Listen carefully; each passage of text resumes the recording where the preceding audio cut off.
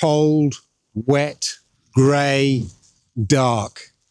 It takes me back to those grim days of commuting in the wintertime when you start to think, what's this all about?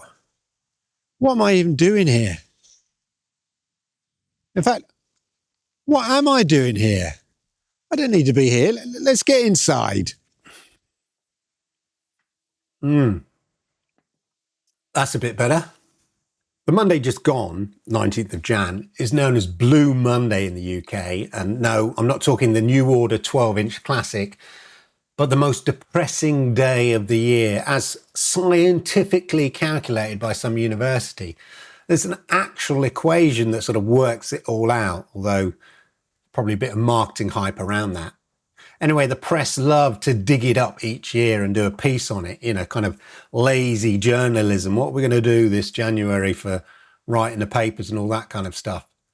But basically, Blue Monday is the third Monday of January. Xmas is but a distant memory. The credit card bills are coming in. Gulp. You've been back at work for 2 weeks. The pleasantries are well and truly over.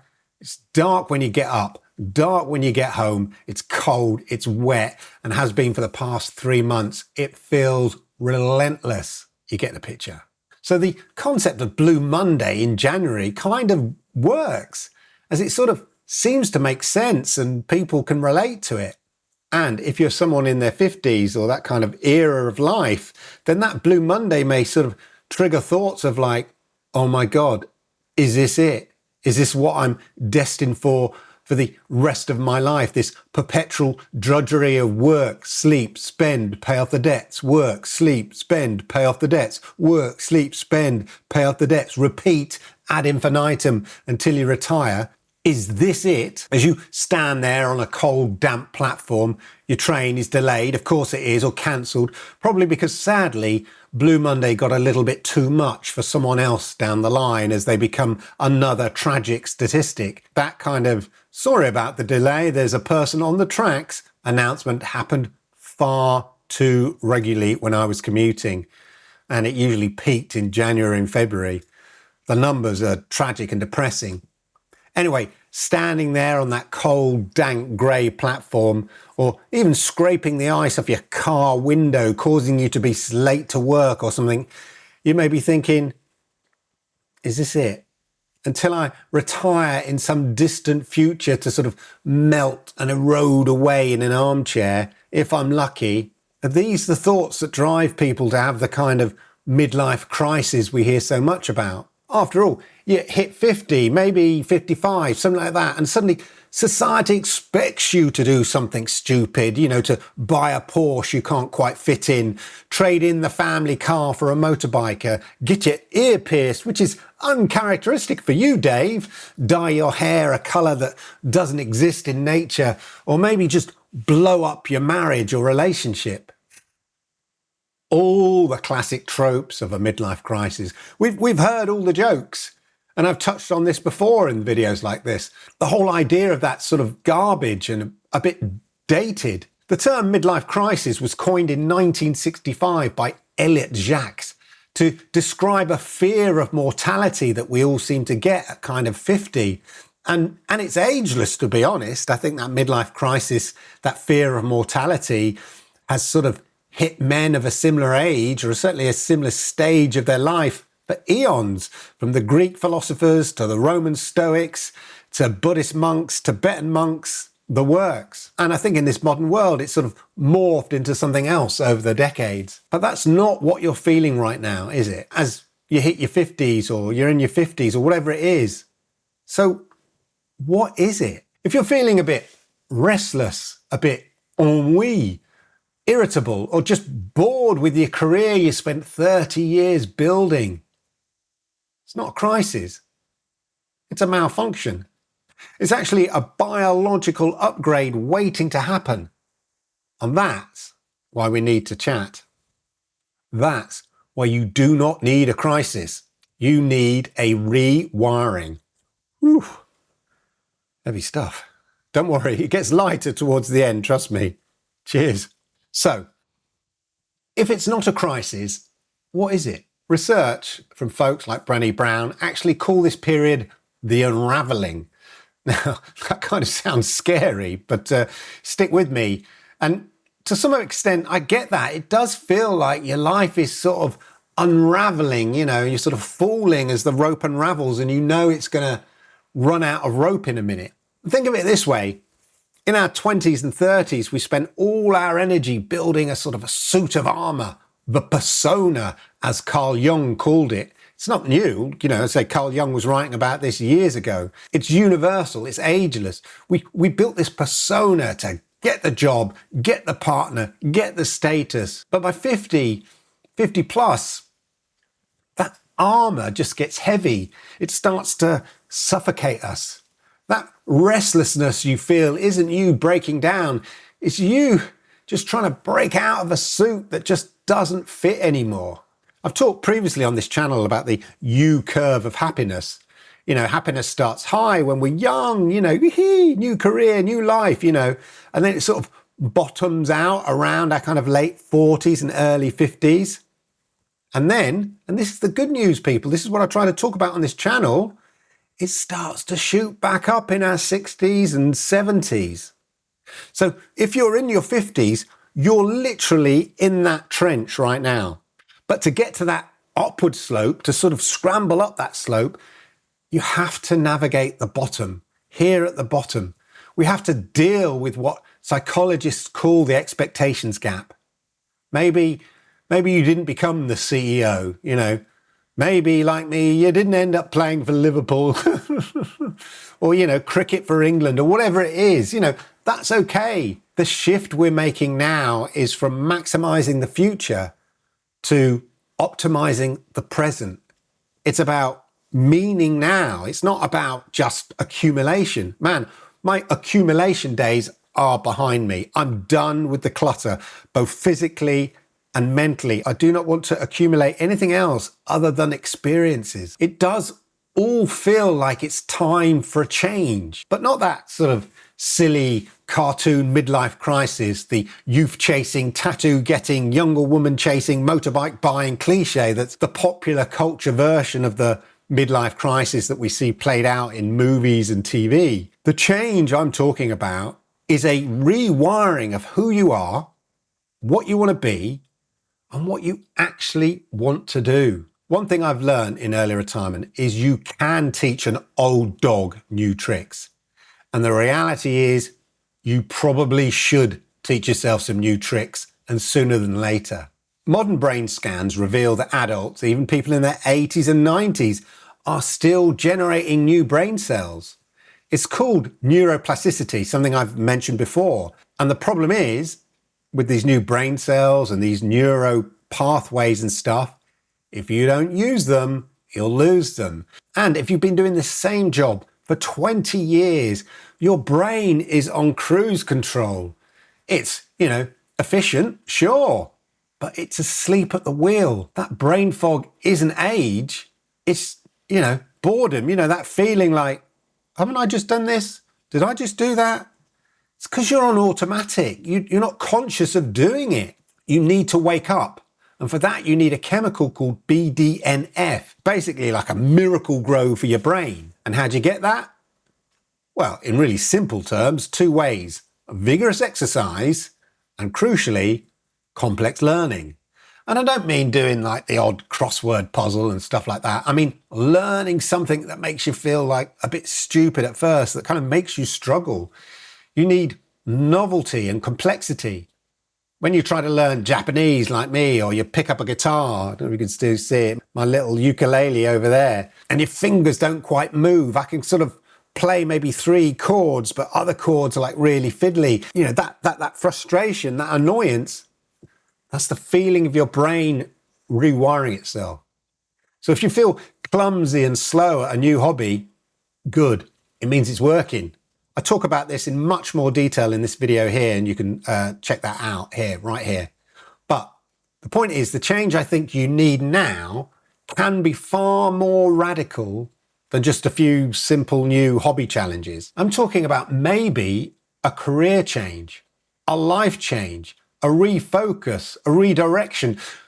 discovering what your real passions are, or rediscovering those passions you had as a 20-year-old or whatever it is at university, at college. And all of this is very doable. But there are going to be some hurdles. Of course there are. Nothing comes easy. And the first one is the identity trap. For us guys especially, and it's not exclusive to guys, but I find men find this generally, the question of, hey, what do you do? Is basically our GPS coordinate in the world. It defines who we are in the world that we kind of live in. But what happens when you stop doing the thing that you're known for? Or when you just don't care about it anymore? You face a profession loss crisis, a loss of the self. But consider this. You would not put 100% of all your retirement savings into a single stock, right? That'd be crazy. That's like financial suicide. But so many of us put 100% of our identity into our career. If you are only a lawyer or only an admin manager in a warehouse or whatever it is, and that all goes away, you crash. I was a legal and business affairs manager for over 20 years. That is who I was. That is the bubble of my LinkedIn connections in my, the world of LinkedIn and all of that. It always felt too late to start again on a new career path, maybe something more aligned with what I wanted to do when I left uni, make film and video and stuff like that. That's what I wanted to do. Wait a minute. The solution is identity diversification or self-complexity. You need a more portfolio life. You want to be like a lawyer and a woodworker, and a mentor, and a cyclist, and a YouTuber, and a writer, and a DJ, and a photographer, whatever those ands are. You need to start building these other selves now before you retire. It's like an insurance policy for the mind. I've been doing YouTube for nearly 10 years, just on a small sort of scale as a hobby. I used to host a regular live gaming show once a week for 2 years, live. I built a community, perfected and learnt the craft, did tech reviews and stuff, and built my first channel to 10,000 subs. It took 8 years, whatever. But I did all of this while I was still working. And now I'm retired.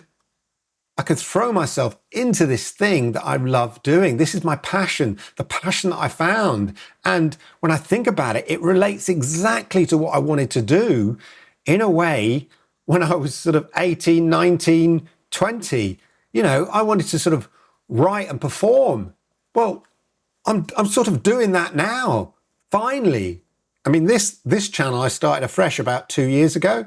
And yeah, now it's at 50,000 subs plus, which is, absolutely awesome. Please like and subscribe and join the gang here.